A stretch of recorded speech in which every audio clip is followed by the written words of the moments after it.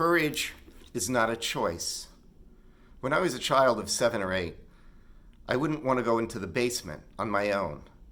It was remote and it was dark and it was just scary.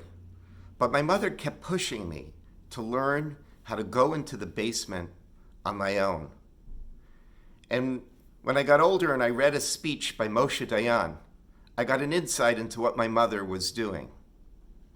Moshe Dayan was the defense minister in 1969, which was the height of the war of attrition, a forgotten war which actually cost Israel more in casualties than the Six-Day War.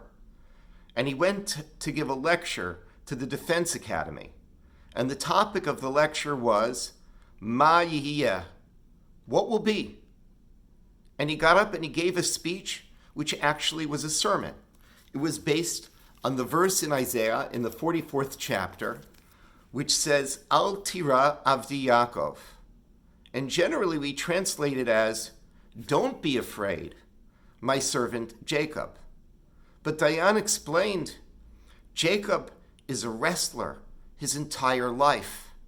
The meaning of this verse is not that the Jewish people have an insurance policy. They have nothing to worry about. He said, actually, the translation should be, you must not be afraid, Jacob. Jacob must always be ready to wrestle. Courage is not a choice. He explained that the Jewish people throughout their history has always had to struggle for their spiritual selves and for their physical selves.